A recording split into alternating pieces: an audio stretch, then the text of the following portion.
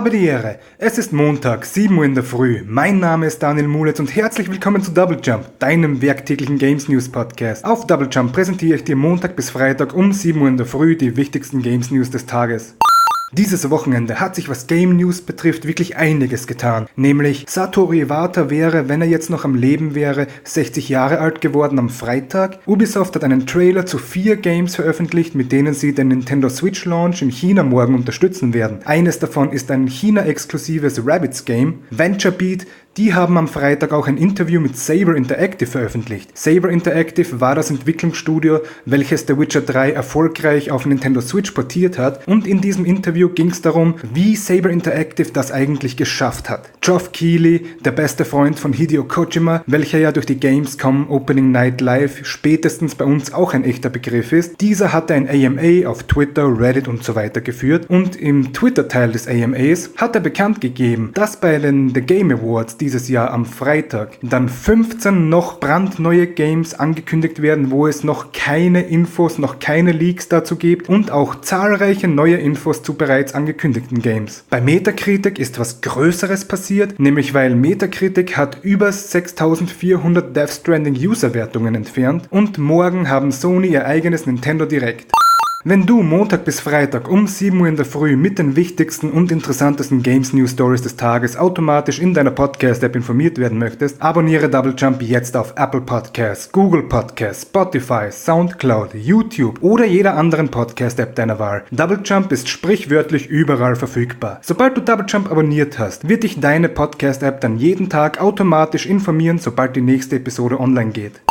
Beginnen wir mit der schwersten News des Tages zuerst. Der ehemalige Nintendo-Chef Satoru Iwata, welcher 2015 an Krebs verstorben ist, wäre am Freitag 60 Jahre alt geworden. 2002 hatte er den Posten als Präsidenten bei Nintendo übernommen, in einer gerade ziemlich schweren Zeit bei Nintendo während dem GameCube. Da war der Game Boy Advance der einzige wirkliche Lebensretter der Firma, und kaum ein Chef in der Games-Branche hatte bis zum Ende seiner Präsidentenschaft wirklich so viel Einfluss auf die gesamte Branche wie er. Er hat nämlich die Entwicklung und Vermarktung des Nintendo DS und der Nintendo Wii maßgeblich beeinflusst. Gameserien wie Dr. Kawashima existieren nur, da er persönlich es umgesetzt sehen wollte, und wir alle wissen ja, was für massive Erfolge Nintendo Wii, DS, eben diese Gameserien wie Dr. Kawashima waren, und mit diesen Games und mit diesen Konsolen hat er die Leben von Millionen Menschen im persönlichen Privatleben beeinflusst. Aber nicht nur das, auch die Karriere von extrem vielen Menschen. Unter anderem auch meine Karriere, nämlich eifrige Double Jump Zuhörer wissen ja schon, ich war ja von 2009 bis 2010 ein Game-Tester bei Nintendo in Frankfurt am Main. Ohne den Erfolg der Nintendo Wii wäre das nie möglich gewesen, dass ich dort arbeiten hätte können. Denn ohne den Erfolg der Nintendo Wii hätte Nintendo nie das Personal dazu benötigt. Meine Karriere verdanke ich sprichwörtlich Satoru Iwata, nämlich Game-Tester bei Nintendo 2009. Das war dann nach der Azubi-Ausbildung auch mein erster echter Job. Ohne Satoru Iwatas Führung von Nintendo hätte ich wirklich diesen Job so nie bekommen. Und so wie mich die letzten 10 Jahre im Endeffekt im Kreis dann wieder zurück zu Games geführt haben mit Double Jump, wenn wir jetzt das wirklich so krass hernehmen, gäbe es ohne Satoru Iwata damit auch kein Double Jump. Deswegen kann ich nur kurz und knackig sagen, ruhen Sie in Frieden, Iwata-san. Wirklich danke für alles, was Sie mir und unzähligen von Millionen Menschen im Leben gebracht haben.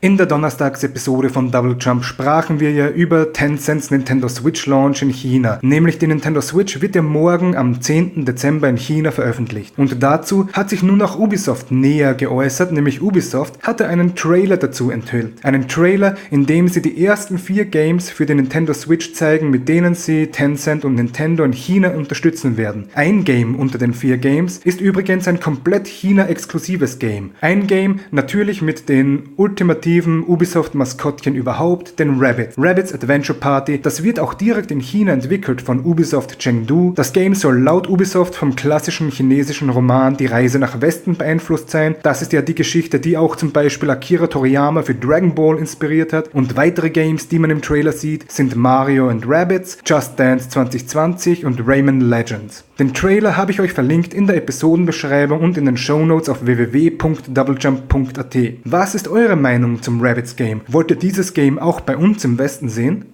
VentureBeat hatte am Freitag ein Interview mit dem Saber Interactive-Chef Matthew Karch veröffentlicht. Saber Interactive, das sind die Entwickler, die The Witcher 3 erfolgreich auf den Nintendo Switch gebracht haben, was, wenn wir uns ehrlich sind, eine echte technische Meisterleistung war. Nämlich auf ein im Endeffekt Handheld, welches man auch am Fernseher spielen kann, so ein immenses Game wie The Witcher 3 zu bringen, das kann nicht jedes Unternehmen. Im Interview erzählte Matthew Karch, wie das wirklich umgesetzt wurde. Nämlich das wichtigste erste Ziel überhaupt war ja mal, The Witcher 3 und alle DLCs eben auf die 32 GB des Moduls herunterzubringen. Und natürlich, der erste Versuch war ein kompletter Fehlschlag. Das Game lief nur bei 10 Frames pro Sekunde, hat 50% mehr RAM benötigt, als die Nintendo Switch zur Verfügung hat, und das Game ohne die DLC, einfach nur das Basis-Game The Witcher 3, war bereits 20 GB groß. Im nächsten Versuch hatte man deswegen sehr viel mit der Grafik getrickst. Einfach mal querfeldein, dynamische Schatten und Lichter abgestellt, Screen Space Ambient Occlusion abgestellt und die am Bildschirm dargestellten NPCs um 30% reduziert. Aber das war natürlich noch nicht des Rätsels Lösung, nämlich weil dann haben sich die nächsten Probleme aufgegeben. Weil an sich hat es dann auf der Switch funktioniert, lief okay, aber das war dann kein The Witcher 3 mehr. Laut Matthew Karch hat sich das Game dann wie ein fremdes Game angefühlt, einfach irgendein RPG. Aber ich möchte euch nicht mehr zu viel von diesem Interview erzählen, das ist ein Interview, das ihr wirklich selbst lesen müsst, weil es ist sowas von interessant, das ist echt meine Leseempfehlung des Tages für euch. Nämlich im weiteren Verlauf geht er dann eben im Detail darauf ein, wie sie zu den wirklich kreativen Lösungen und Tricks gekommen sind, damit eben The Witcher 3 für Nintendo Switch optimiert wurde. Das Interview habe ich euch natürlich auch in den Shownotes auf www.doublejump.at verlinkt und in der Episodenbeschreibung in deinem Podcast-Player.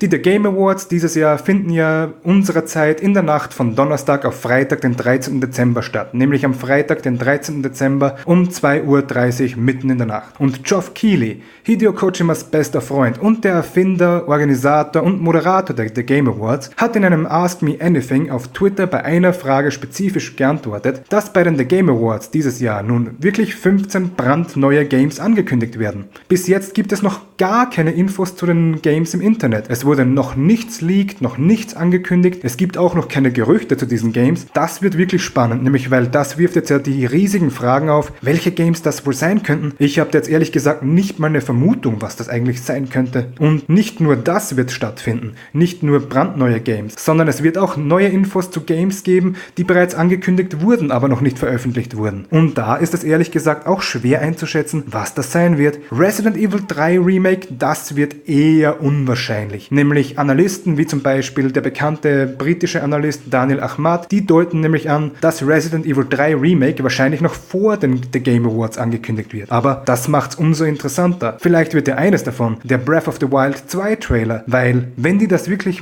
bringen, den Breath of the Wild 2 Trailer, weil dann müsste Nintendo eigentlich schon das Release-Jahr ankündigen und sich beim Release-Jahr auch noch sicher sein. Oder vielleicht was Neues zu Animal Crossing zum Beispiel. Und Sony-Titel, das wird auch spannend. Aber da werden wir später noch drüber reden, nämlich Sony wird noch ihr eigenes Ankündigungsevent gleich morgen haben, noch vor den The Game Awards. Von dem her viele Rätsel, es wird eine interessante Freitagnacht und ich freue mich schon, euch darüber dann zu berichten.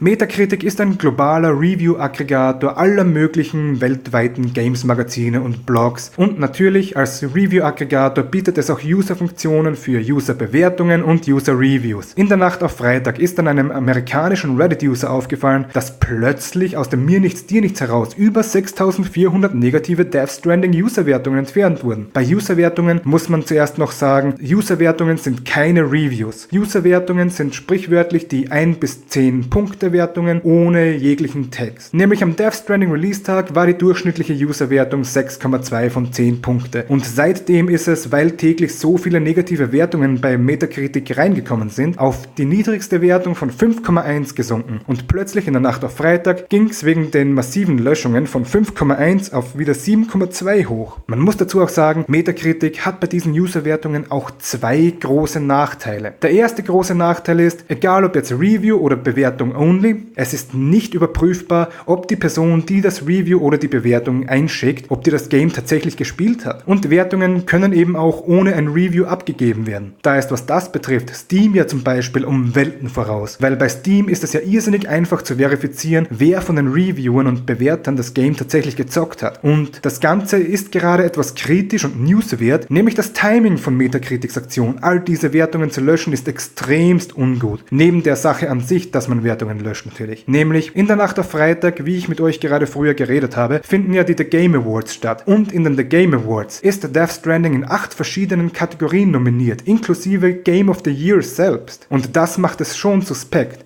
Könnte man eventuell, damit es dann zu den The Game Awards besser dasteht, Userwertungen gelöscht haben? Man weiß es nicht. Das sind jetzt dann im Endeffekt schon Verschwörungstheorien, aber es lässt wirklich viele Fragen offen.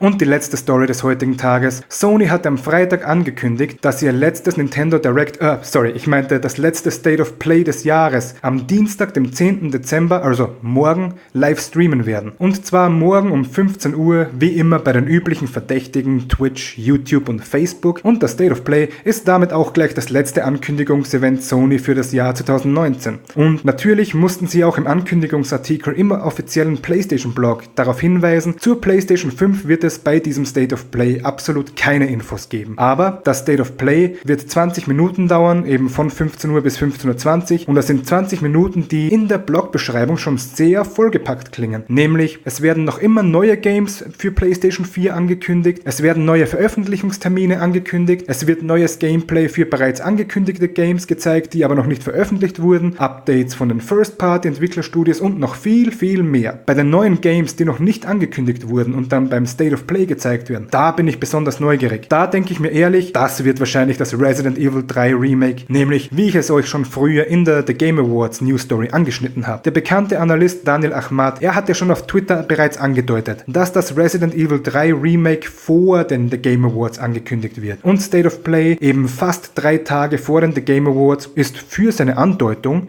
das perfekte Timing. Und bei neuen bezüglich bekannten Games, da hoffe ich stark auf neues Gameplay aus The Last of Us 2 und auf einen Veröffentlichungstermin von Ghost of Tsushima. Beim Rest, da lasse ich mich einfach überraschen. Wie bei jeder News-Ausgabe von Double Jump findest du auch heute wieder die einzelnen Links zu den News Stories in der Episodenbeschreibung in deinem Podcast-Player oder auch in den Shownotes auf www.doublejump.at.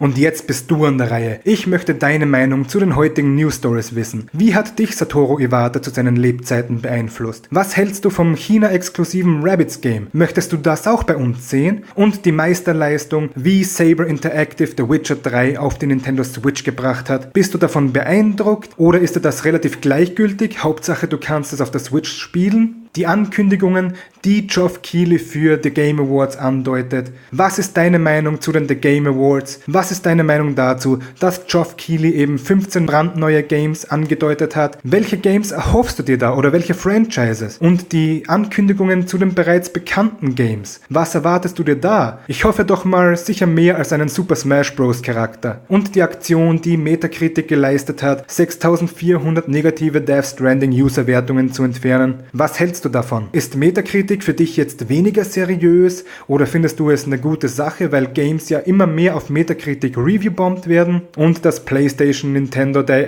ich meinte natürlich State of Play. Wirst du es dir morgen anschauen? Hinterlass mir bitte deine Meinung in den Kommentaren auf Apple Podcasts oder auf Instagram. Auf Instagram findest du den Double Jump Account unter doublejump.at, alles zusammengeschrieben, ein Wort. Aber natürlich sind Apple Podcasts und Instagram beide auch in der Episodenbeschreibung in deinem Podcast Player direkt verlinkt zu finden oder auch in den Shownotes auf www.doublejump.at. Ich beantworte jedes Kommentar auf Apple Podcasts und auf Instagram persönlich und das interessanteste Kommentar des Tages beantworte ich am nächsten Tag innerhalb des Podcasts. Und das war's dann für diese Montagmorgen-Ausgabe. Ich wünsche euch einen schönen Start in die Woche. Mein Name ist Daniel Mulitz, das war Double Jump, dein werktäglicher Games News Podcast und wir hören uns wieder morgen um 7 Uhr in der Früh. Habe die Ehre!